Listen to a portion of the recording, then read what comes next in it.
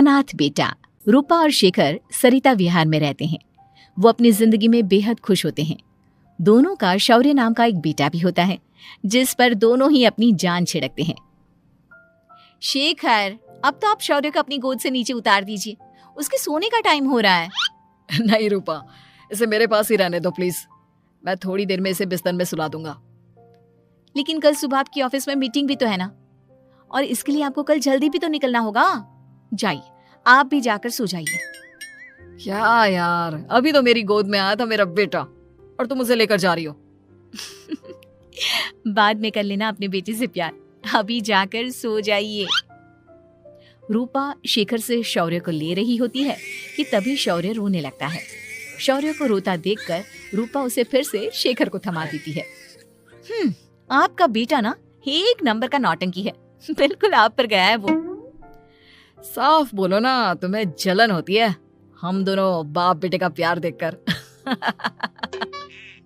पहले बड़ा तो होने दो तुम शौर्य को, फिर देखना वो सबसे ज्यादा मुझे ही प्यार करेगा। देखते हैं। ऐसे ही दिन बीतते चले जाते हैं और एक दिन कैंसर की बीमारी के चलते रूपा की मौत हो जाती है। अब शौर्य 3 साल का हो चुका होता है, जिसके कारण उसकी दादी शेखर पर दूसरी शादी का दबाव बनाने लगती है। शेखर, शौर्य अभी बहुत छोटा है और उसे इस समय एक माँ के प्यार की बहुत जरूरत है। माँ, मुझे दूसरी शादी नहीं करनी। क्या पता जो दूसरी औरत आएगी वो मेरे बेटे को एक माँ का प्यार दे या ना दे। तो रूपा की छोटी बहन वैशाली से ही शादी क्यों नहीं कर लेता? वो तो शौर्य को एक माँ का प्यार पूरा दे सकती है ना। मैंने कहा ना माँ, मुझे दूसरी शादी नहीं करनी, और अपनी ही पत्नी की बहन से तो हरगिज नहीं। ऊपर से अगर रूपा देख रही होगी तो वो क्या सोचेगी? अपने लिए ना सही, लेकिन तुझे शौर्य के लिए तो शादी करनी ही पड़ेगी ना बेटा। शेखर कुछ कहता उससे पहले ही अंजुमन उसे रूपा की कसम दे देती है, जिसके आगे मजबूर होकर शेखर शादी के लिए हामी भर देता है। देखो वैशाली, मैंने तुमसे शादी सिर्फ अपने बच्चे के लिए की है। मैं चाहता हूं कि तुम उसे एक माँ का भरपूर प्यार दो। शौर्य, आपके साथ साथ मेरा भी कुछ लगता है। अगर आप मुझसे शादी नहीं भी करते तब भी मेरा प्यार शौर्य के लिए कभी कम या ज्यादा नहीं होता। शादी के कुछ दिनों बाद ही शेखर की माँ की भी मौत हो जाती है। वैशाली शौर्य को एक माँ से भी बढ़कर प्यार देती है। शौर्य को लेकर वैशाली का यूं निस्वार्थ प्यार देखकर शेखर को भी उससे प्यार हो जाता है और कुछ सालों बाद शेखर और वैशाली का भी लड़का हो जाता है। लेकिन इसके बाद वैशाली का शौर्य को लेकर बर्ताव बदलने लगता है। वैशाली, मैं देख रहा हूँ तुम आजकल शौर्य का जरा भी ध्यान नहीं रख रही हो। मुझे पता नहीं था कि आदित्य के होने के बाद तुम इतना बदल जाओगी।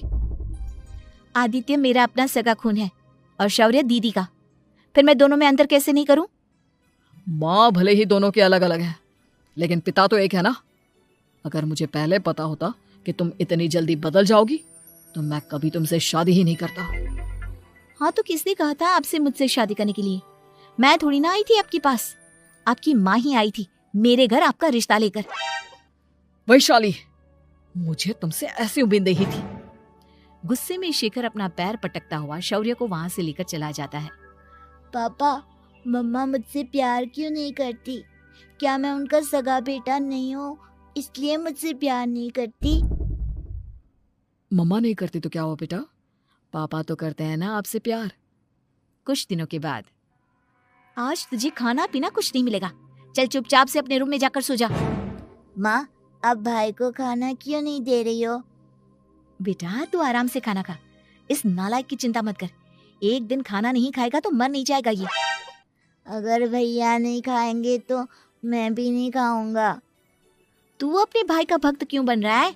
ये तेरा सौतेला भाई है, सगा नहीं जो तू लक्ष्मण बन रहा है। माँ, आपको इतना भी नहीं मालूम? श्री राम और लक्ष्मण सगे भाई नहीं थे। श्री राम माता कौशल्या और लक्ष्मण माता सुमित्रा की कोख से जन्मे थे। दोनों के सिर्फ पिता एक थे, लेकिन माँ अलग थी। मुझे ज्यादा ज्ञान देने की जरूरत नहीं है, ये सतयुग और त्रेता युग नहीं है, समझे?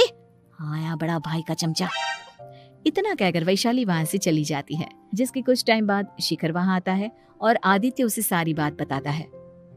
मुझे माफ कर दो शौर्य, तुम्हारी माँ के जाने के बाद मुझे दूसरी शादी का फैसला करना ही नहीं चाहिए था। अगर मैं दूसरी शादी नहीं करता तो शायद आज तुम्हारी ये हालत ना होती। नहीं पापा, अगर आप शादी नहीं करते तो मुझे आदित्य जैसा छोटा भाई कभी नहीं मिलता। थैंक यू मुझे इतना अच्छा भाई देने के लिए। तुम दोनों हमेशा ऐसे ही साथ रहना, फिर कोई भी तुम दोनों का कुछ नहीं बिगाड़ पाएगा। चलो मैं तुम दोनों को आइसक्रीम खिला कर लाता हूँ, बहुत भूख लग रही है ना। शिखर शौर्य और आदित्य को आइसक्रीम दिलाने लेकर जाता है। वो दोनों को पार्क में खड़ा करके आइसक्रीम लेने जा ही रहा होता है, तभी तेज रफ्तार से आती हुई एक गाड़ी उसे कुचल देती है और उसी पल शेखर की मौत हो जाती है। जिसके बाद शौर्य की जिंदगी नर्क से भी बदतर हो जाती है। सुन रहे चिरकुट, इस घर के किसी भी सामान को मेरी मर्जी के बगैर हाथ मत लगाना। इन सब पर अब तेरा कोई हक नहीं है, समझा? ठीक है माँ, मैं आपकी इजाजत के बगैर किसी चीज को हाथ नहीं लगाऊंगा। चल जाकर अब पूरे घर की सफाई कर।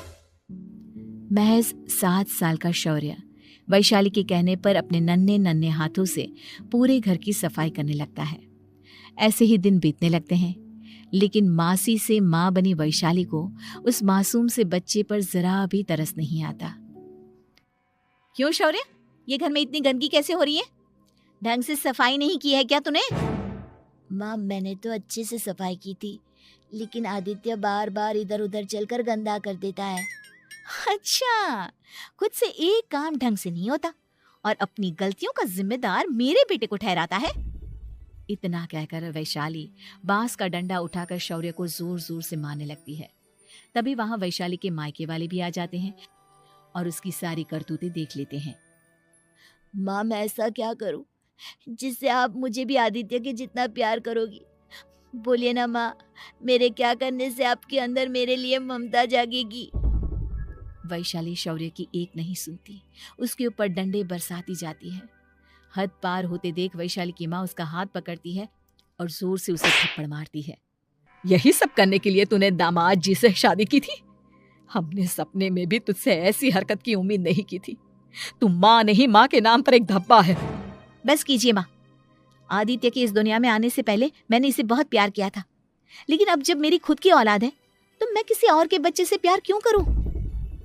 अरे नालायक औरत, जिसे तू किसी और का बच्चा कह रही है वो तेरी खुद की सगी बहन का बच्चा है। बहन है तो क्या हुआ, मेरे अपने बच्चे से बढ़कर तो नहीं हो सकता ना ये कभी। अगर यही बात थी तो तू हमें पहले बता देती, हम शौर्य को अपने साथ ले जाते। उसे इस तरह प्रताड़ित करने की क्या जरूरत थी? अगर आपको लेकर जाना है ना तो ले जाइए इसे, मैं नहीं रोकूंगी।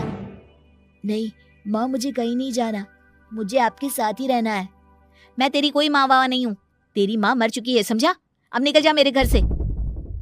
माँ आप बहुत गंदी हो, मुझे भी नहीं रहना आपके साथ, मैं भी भाई के साथ ही जाऊंगा। अरे तू क्यों जाएगा, तू तो मेरा सगा बेटा है, जाने दे इसे। हम यहाँ ऐश से रहेंगे, तुम्हारे पापा बहुत सारी जमीन जायदाद छोड़ गए हैं तुम्हारे लिए। नहीं माँ, मुझे भाई के साथ जाना है।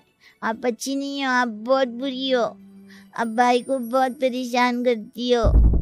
देख वैशाली, तुझसे ज्यादा समझ तो इस मासूम बच्चे में है। ये तेरे बुरे कर्मों का ही नतीजा है जो आज तेरी सगी औलाद खुद से तुझे ठुकरा रही है। आदित्य, तुझे इस शौर्य ने भड़काया है ना मेरे खिलाफ? नहीं माँ, मुझे किसी ने भड़काया नहीं, पर मैं सब देखता हूँ, सब समझता हूँ। भाई बहुत अच्छा है, वो आपकी जैसा नहीं है। चलिए नानी। इतना कहकर वैशाली के मायके वाले आदित्य और शौर्य को अपने साथ ले जाते हैं और इस तरह वैशाली बड़े से घर में अकेली पड़ जाती है। 2 बेटों के होते हुए भी आज उसे माँ कहकर बुलाने वाला कोई नहीं होता।